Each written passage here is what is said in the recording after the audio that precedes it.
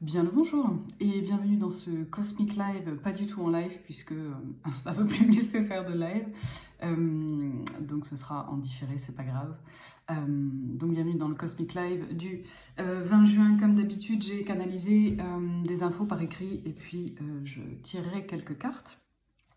Alors, la semaine dernière, je vous parlais d'une espèce de truc, un peu une sensation un peu de flottement, comme s'il y avait des choses dans l'air, mais voilà, qu'on n'arrivait pas forcément à identifier, à agripper, etc., etc. Il y a encore sur la semaine à venir une forme d'attente, une forme de latence. Voilà, les choses peuvent prendre un peu du temps où on peut... Alors, c'est pas forcément qu'il y a du retard, hein, mais c'est juste que ouais, il y a une espèce d'attente, un truc comme si ça s'étirait un petit peu comme ça. Ça nous oblige à rester centré, à rester aligné et à ne pas céder à la panique, à la peur et à ne pas commencer à se dire ben merde, en fait, si j'ai pas la réponse là, c'est que c'est mort, si ça avance pas comme je veux, c'est que ça marchera pas, etc. etc. J'ai noté test cosmique, on adore les tests cosmiques. Voilà, c'est un petit peu un test parce qu'en gros, donc cette attente, souvent, elle nous rend impatients. Et l'impatience, c'est la peur de ne pas avoir. Et là, en fait, le test de l'univers, c'est que donc de rester aligné, de rester centré, parce qu'on sait ce qu'on veut et surtout, on sait qu'on le mérite, en fait.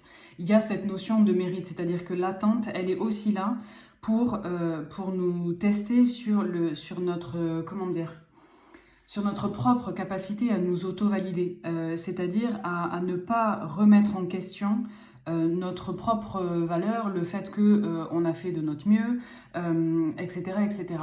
Donc l'attente, ça ne remet pas en question ce qu'on a pu mettre en place. Et c'est justement pour qu'on reste sur nos positions et pour qu'on reste certain et en confiance par rapport à ce qu'on a fait, à ce qu'on a produit, à ce qu'on a dit, etc., etc. Qu'on ne vienne pas douter. Ça ne veut pas forcément dire que l'issue à la fin de l'attente, elle sera forcément positive pour nous, mais ça doit nous permettre en fait alors arrêter de douter de nous-mêmes. C'est un sacré job, mais en tout cas nous permettre d'avoir davantage confiance en nous en fait. Et c'est pas parce que quelque chose comment dire, c'est pas parce qu'il n'y a pas forcément une réponse positive ou la réponse qu'on attendait à la fin de cette attente, à la fin de cette latence, que ça remet en question notre valeur, nos plans de vie, nos objectifs, etc., etc. C'est juste qu'il y a un autre chemin plus profitable, plus bénéfique pour soi. Premier point. Le deuxième point, j'ai eu des petits picotements dans les bras, vraiment à l'intérieur des bras. Ce qu'on veut nous dire avec ça, c'est que il y a deux choses. C'est le fait d'embrasser quelque chose ou quelqu'un. C'est-à-dire que, alors, ça, pour moi, c'est un peu lié à ce que je disais au-dessus, avec cette attente et cette latence qui peuvent nous faire douter de ce qui vient vers nous, de ce qu'on mérite d'avoir. Et là, alors pour ceux qui... le fait d'avoir envie d'embrasser quelqu'un, donc vraiment, quand je dis embrasser, c'est pas rouler des galoches, c'est embrasser en fait vraiment au sens propre du terme, prendre dans ses bras.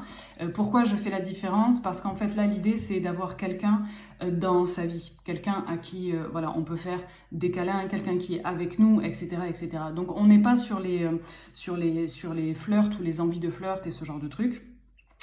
Sans jugement aucun, hein, chacun fait bien ce qu'il veut, mais là c'est vraiment le fait d'inviter voilà, quelqu'un dans sa vie et donc d'embrasser ce désir d'avoir quelqu'un dans sa vie.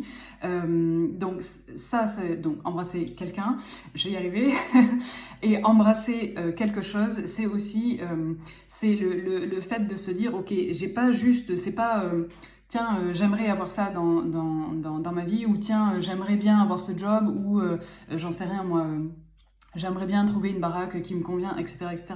Là, en fait, on nous demande d'embrasser ces projets, parce qu'en fait, quand je dis embrasser ces projets, c'est qu'il doit y avoir...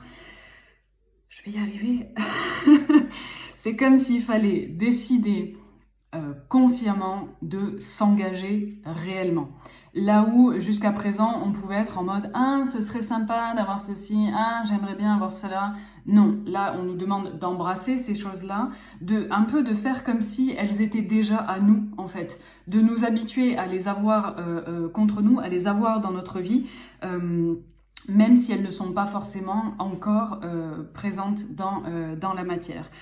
Ça rejoint, alors c'est un truc que je déteste, mais ça rejoint la phrase qui dit « saute et le filet apparaîtra ».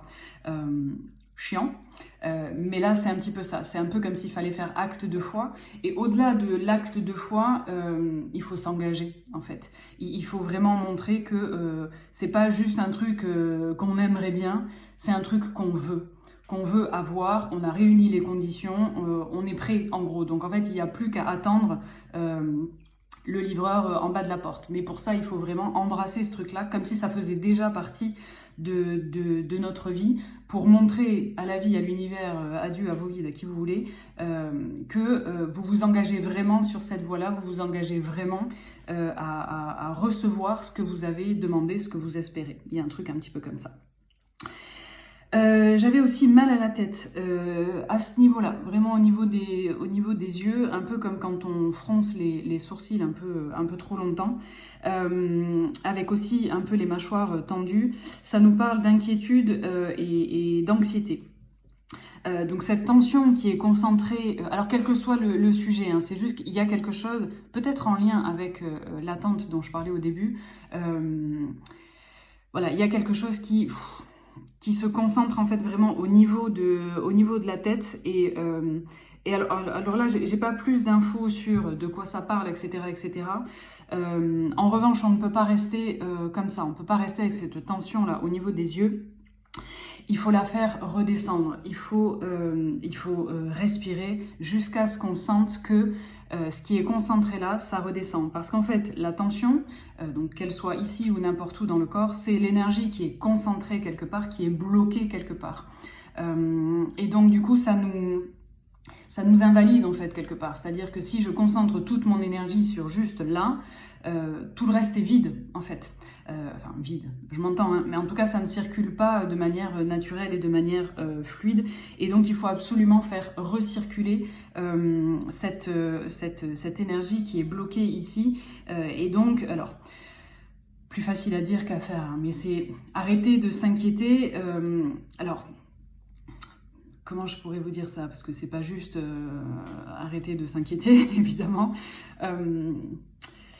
En fait, c'est se rendre compte que l'inquiétude et l'anxiété, même si je sais que vraiment c'est plus facile à dire qu'à faire, l'inquiétude en fait ne garantit pas une issue heureuse. L'anxiété ne garantit pas non plus qu'il n'y aura pas de tuiles, qu'il n'y aura pas de contretemps et que ça va bien se passer. Donc en gros, quand vous sentez que voilà, il y a cette barre là et qu'il y a un peu alors que, bon, personnellement, je fronce assez souvent les sourcils, mais que vous ayez voilà, ce mouvement-là, où qu'il soit intérieur, parce que parfois on peut être en mode poker face, je vais bien, tout va bien, mais à l'intérieur, ça se concentre ici, ça tape, c'est pas sur les tempes, hein, c'est vraiment ici, là, au-dessus des sourcils.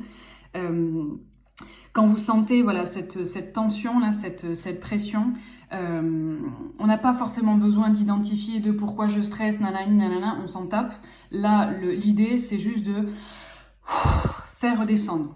Il faut absolument faire redescendre, parce que quand on est aussi comme ça dans sa tête, on n'est pas dans son corps. Or, on a besoin d'être dans nos corps. Donc là, l'idée, voilà, c'est pas de se rajouter de la tension supplémentaire en essayant de comprendre le pourquoi, du comment, du machin. Non, on fait redescendre, ok? On fait redescendre. Ça ne veut pas dire qu'on s'en fout, ça ne veut pas dire qu'on lâche la barre, etc. C'est juste qu'on reprend possession de nos moyens, on reprend possession de notre corps, on refait circuler l'énergie. Et c'est à ce moment-là en fait, c'est réellement ça qui va permettre d'être plus serein par rapport à l'avenir, un projet, une relation, etc. Cette tension qu'on a tendance à avoir parce qu'on s'inquiète et donc on se dit « Ok, si je m'inquiète, ça veut dire que j'y tiens vraiment, je veux vraiment l'avoir, donc nanani, nanana. » Non, cette tension, elle veut dire « J'ai peur de ne pas l'avoir, j'ai peur de le perdre, j'ai peur de ne pas y arriver. » Donc en fait, ce qu'on envoie, c'est la peur de... c'est pas la volonté d'avoir et qu'il y ait quelque chose qui se passe bien. Donc l'idée c'est de faire redescendre, et vraiment j'insiste sur le fait de respirer jusqu'à ce que, alors pour ceux qui font du sport, c'est parfois on a la respiration un peu courte et on attend le second souffle, le fait de ok, je refais un cycle complet. Et bien là c'est ça, et vraiment respirer jusqu'à avoir ce truc de ok, c'est bon, la machine est relancée en entier. Et faites attention à ne pas rester en espèce de semi-apnée, là, de j'arrive pas à faire un cycle en entier. Non, il faut vraiment respirer pour que ça revienne en entier. C'est vraiment important. L'autre point en lien avec ça, c'est que donc, quand voilà, quelque chose nous tient à cœur, quel que soit le sujet, quel que soit le domaine, on a tendance à se figer en attendant que ça arrive, comme s'il fallait ne pas bouger, ne pas faire un bruit pour que ça puisse arriver. Et on a parfois l'impression que de bouger, que de se mettre en mouvement, ça va nous disperser, parce que ça va disperser notre concentration, notre focus. Donc est-ce que je vais dire à l'univers que en fait je m'en fous et que mes objectifs, je suis pas aussi concentrée que ça? Pas du tout. Le fait de bouger ne va pas disperser mon énergie, elle va la remettre en mouvement. Donc ça va nous recalibrer, ça va faire circuler, et sans doute que vous avez déjà eu ça. Attendez, je respire. Sans doute que vous avez déjà eu ça. Parfois on est vissé derrière son ordinateur à essayer de trouver une idée, à essayer de débloquer une situation, etc. etc. Et en fait, c'est stérile, ça n'avance pas. On se dit, allez, fuck off, je vais faire un tour, salut, ça me saoule. Et en fait, c'est pendant qu'on fait un tour dehors qu'on a Eureka, la bonne idée, la solution, l'idée de génie qui fait que la situation se débloque. C'est exactement la même chose. Donc ne vous obstinez pas à vous inquiéter si vous voyez que cette inquiétude en fait n'est pas prolifique, n'est pas bénéfique en fait. Parfois le fait de s'inquiéter, ça permet de prévoir, ça y est j'ai fait le cycle, ça permet de prévoir des déconvenus, etc., etc. Donc l'inquiétude en elle-même, elle n'est pas, c'est pas un truc, je suis pas en train de dire il faut plus jamais s'inquiéter, hein. C'est juste qu'il y a l'inquiétude qui permet de prévoir, parce que c'est une inquiétude sur des points que je peux maîtriser, que je peux contrôler, que je peux rééquilibrer, etc., etc. L'inquiétude, l'anxiété sur des trucs que je ne maîtrise absolument pas, c'est juste de se rajouter de la souffrance sur la souffrance. Donc faites circuler et bouger. Quand je dis bouger, c'est pas forcément aller faire 2 heures de sport, hein, mais simplement le fait d'aller faire le tour du quartier, ça permet de s'aérer l'esprit, au sens propre comme au sens figuré.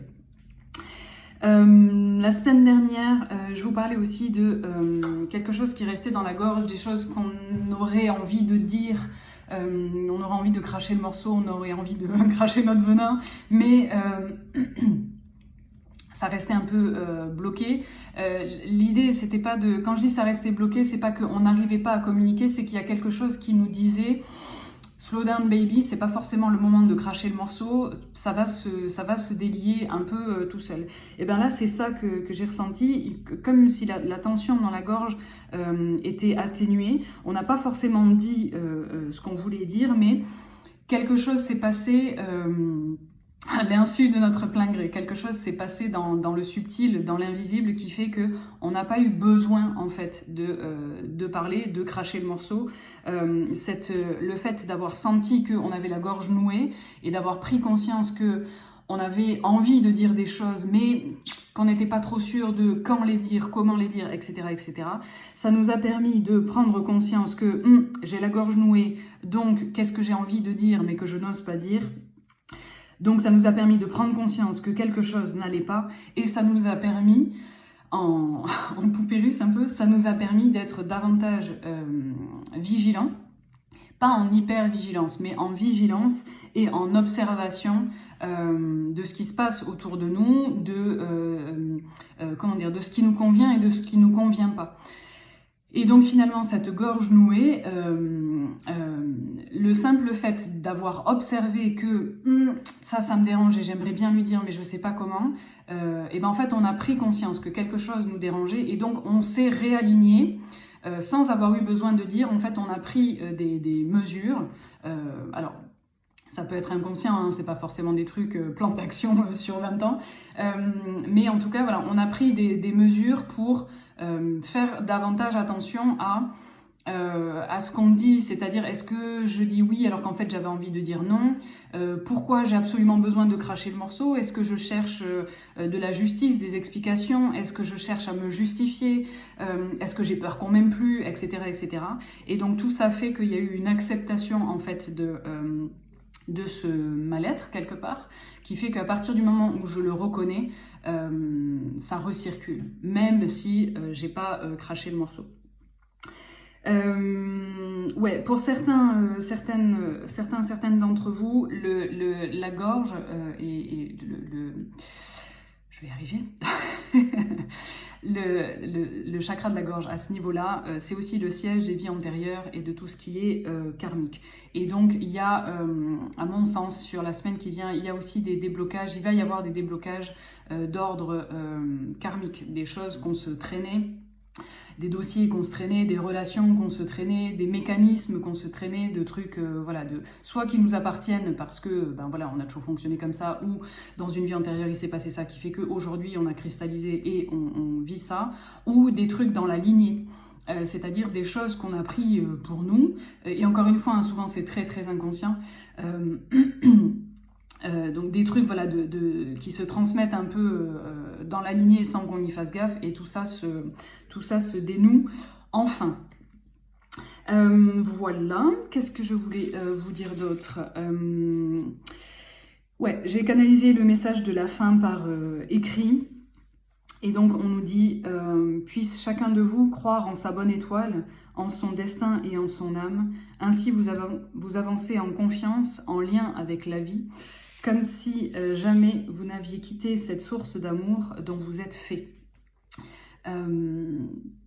Voilà, moi j'ai des frissons. Je vous laisserai avec ça. J'ai tiré aussi quelques cartes, elles sont tombées comme ça à la fin de ce petit message canalisé. Et je les ai gardées parce que je trouvais qu'elles étaient assez parlantes. Donc c'est l'oracle de Métatron, et donc on a la carte chakra.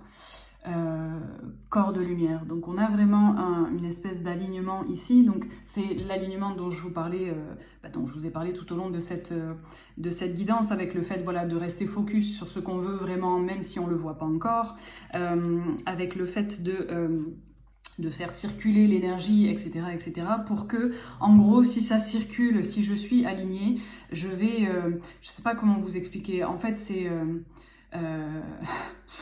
alignement des chakras, donc ça circule, et donc à partir du moment où ça circule comme ça de manière alignée, ça circule entre le ciel et la terre, en fait ça fait ça et ça.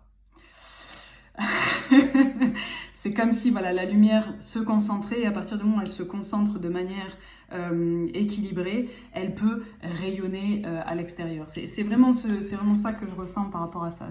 Voilà, on est aligné et ça s'ouvre en fait. Il y a quelque chose un petit peu comme ça. On a aussi la carte de la communication avec la petite bouteille à la mer. Qui moi m'a fait penser à ce que je vous disais sur les trucs en attente, les trucs en latence, peut-être qu'on attend des nouvelles, peut-être qu'on attend des résultats, un mail, un courrier, etc. etc. Et donc là ça dit parler franchement, mais étant donné qu'on a pour moi voilà, ce message encapsulé dans la bouteille, parler franchement ne veut pas forcément dire parler franchement à quelqu'un. Enfin, parler franchement, comment dire, avec sa voix en dehors de sa bouche. Ça ne veut pas forcément dire parler à haute voix, je vais y arriver. Parler franchement, c'est aussi se parler franchement. Voilà, j'en sais rien, si je reprends l'exemple de, voilà, putain, elle m'a dit ça, ça me fait chier, j'aimerais bien lui dire qu'elle m'a blessée quand elle a dit ça. Ok, en fait, ça c'est comment dire, ça, c'est la solution à court terme pour me décharger de cette tension que je ressens du fait qu'elle ait dit quelque chose qui m'a blessée. Alors qu'en fait, si je me parle franchement, ok, pourquoi ça me blesse en fait qu'elle ait dit ça? Parce qu'il y a une partie de moi qui croit que peut-être c'est vrai. Et donc à ce moment-là, le travail à faire dans la communication avec soi-même, c'est le fait de... Je vous dis ça parce qu'en fait j'ai le petit coquillage ici, là, que quand on met sur l'oreille, on entend ma mère. Et je sais pas, moi ça me fait penser au fait de communiquer avec qu'est-ce qui passe à l'intérieur, en fait, comme si on essayait de... comme si on essayait de faire ressortir ce qui se passe à l'intérieur. Et donc voilà, quand elle dit ce truc-là qui me blesse, c'est qu'il y a une partie de moi qui croit que peut-être c'est vrai. Et donc après, mon job à moi, c'est d'aller voir, ok, est-ce que c'est vrai ? Et peut-être qu'il y a une partie qui est vraie. Est-ce que ça enlève quelque chose à la personne que je suis aujourd'hui ? Non, c'est juste un point éventuellement un peu douloureux, mais voilà, ça ne remet pas en question ma valeur, ça ne remet pas en question mon intégrité, etc., etc. Et parfois, le simple fait de dire, ok, mais est-ce que c'est vrai ça? Est-ce que moi je crois ça? Non, donc en fait, que les autres le croient, on s'en tape, en fait. Et la dernière, elle était vraiment en lien avec le message que j'ai écrit. Donc puisse chacun de vous croire en sa bonne étoile, en son destin et en son âme. Ainsi vous avancez en confiance, en lien avec la vie, comme si jamais vous n'aviez quitté cette source d'amour dont vous êtes fait. Oui, elle radote et oui, elle le répète parce que c'est vraiment important et c'est vraiment ça en fait. Là, c'est pont arc-en-ciel de Métatron qui est toujours ouvert. Donc en fait, la source est toujours, c'est pas qu'elle est toujours accessible, c'est qu'en fait on est toujours relié à la source. Quand je dis la source, l'amour inconditionnel, l'univers, le divin, les guides, Jésus, appelez ça vraiment comme vous voulez, mais dans ce processus d'incarnation de une âme qui décide de s'incarner dans un corps de matière, il y a cette coupure,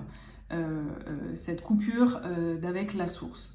Parce que je suis une âme enfermée dans un corps. Donc, je suis reliée au monde, mais on n'est plus dans le truc de la goutte d'eau qui fait partie de l'océan. On est dans la goutte d'eau, la goutte d'eau, la goutte d'eau, la goutte d'eau. Et donc, on a l'impression d'être séparé de la source. Et donc là, ça vient vraiment nous rappeler que cette séparation, elle est illusoire. Elle est liée à la matière, mais la matière, en fait, n'est que, comment dire, n'est qu'une illusion, et ça c'est, enfin voilà, au niveau physique, quantique, etc., etc.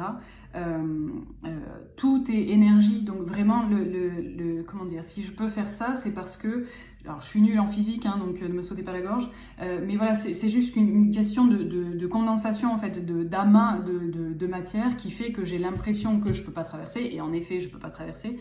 Mais si on regarde ça au niveau de l'atome, de l'énergie, etc., ça circule quand même. Et donc on n'a jamais été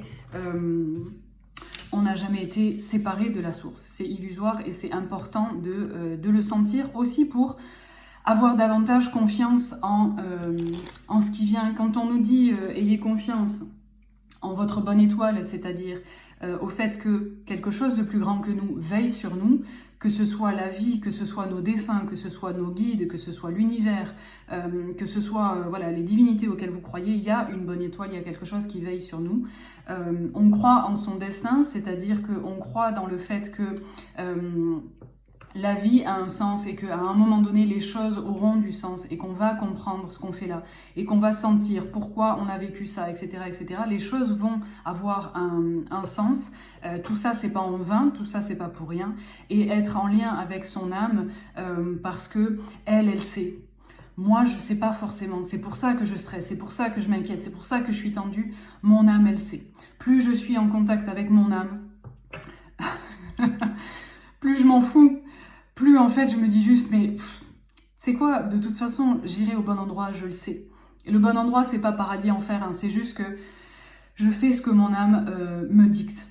Et en fait moins je vais stresser, plus je vais enlever les petites barrières entre moi et mon âme qui font qu'elle va enfin pouvoir s'exprimer à travers moi comme elle le souhaite. C'est pas la tête qui contrôle l'âme, c'est l'âme qui doit mettre le corps et la tête en mouvement. C'est complètement différent du fonctionnement qu'on a l'habitude d'avoir. Qu'est-ce qu'on peut nous dire d'autre?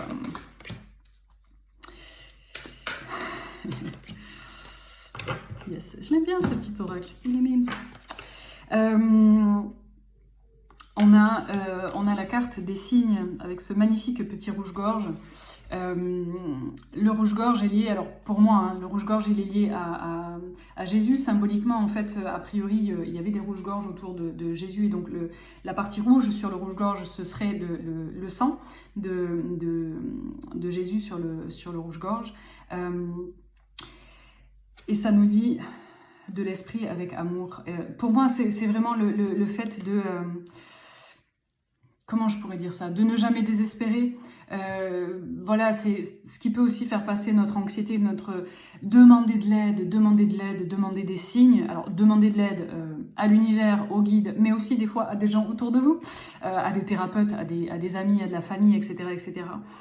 Et demander des signes. En fait, plus vous allez demander à ressentir cette connexion avec le divin, l'amour, vos guides, etc., etc., plus vous ouvrez, en fait. Parce qu'à partir du moment où je demande à ressentir ce truc-là, c'est qu'il y a une partie de moi qui... on revient sur la notion d'engagement, qui sait que ça existe. Je peux pas le voir, je peux pas le matérialiser, mais quelque part ça existe, et donc je veux le voir, je veux le sentir, je m'engage sur cette voie-là. Et donc demander vraiment ça soulage. Et donc, on demande des signes pour faire baisser la tension et pour avoir davantage confiance en l'univers, en soi, etc., etc. Et donc, c'est la coupe d'or, et ça dit coupe de ravitaillement. Donc, quand vous avez besoin d'aide, quand vous sentez que l'impuissance vous prend à la gorge, que le désespoir s'insinue, que c'est lourd, vous êtes fatigué, etc., etc., demandez de l'aide. Dans tous les sens du terme, demander de l'aide. On a le droit de faire des pauses de temps en temps, on a le droit d'être désespéré, on a le droit d'être fatigué, et on a le droit de le dire aussi. On a le droit de le dire, et c'est vraiment comme sur une course, en fait, hein. Il y a des points de ravitaillement. On s'arrête, on respire 2 minutes, on prend un verre de flotte, on prend un petit morceau de banane, on se requinque, et puis on repart. Mais on a besoin de ces points de ravitaillement, de ces points de pause, et on a besoin de reconnaître que parfois on a vraiment besoin de ces pauses-là. Sinon on continue de courir, on continue, et on se crame. Et à un moment donné on va s'arrêter, pas pour faire une pause, parce qu'on ne pourra plus avancer. Et l'idée c'est pas d'arriver jusque-là. Il y en a trop, mes petits chats, il y en a trop. Elle retombe quand même. Oh, écoutez, le néant, retraite, pause, repos, no joke. Vraiment, je sais pas si vous arrivez à lire, mais je sais pas, comme ça, voilà. Il n'y a plus qu'à. Personnellement, c'est ce que je m'apprête à faire. Le Cosmic Live était aussi plus tôt que d'habitude, puisque je pars en stage de constellation chamanique avec Ghislaine Duboc, que j'adore, et avec qui voilà, j'ai déjà fait plein de stages, et j'ai bien besoin de cette retraite, de ce petit temps de pause. Voilà, mais c'est pas nécessairement une retraite au sens propre, c'est pas forcément voilà, un stage, un truc, machin, mais prenez l'habitude d'instaurer des points de ravitaillement dans votre journée, pas dans votre vie, dans votre journée. D'avoir des petits points où, voilà, je me pose 2 minutes, je ferme les yeux 5 minutes, je vais faire le tour du quartier, je bois un verre d'eau, mais en conscience, pas juste viteuf comme ça. Mettez des points de ravitaillement dans votre journée, c'est important. Voilà, je vous embrasse bien fort, prenez soin de vous, et je vous dis à la semaine prochaine. Ciao.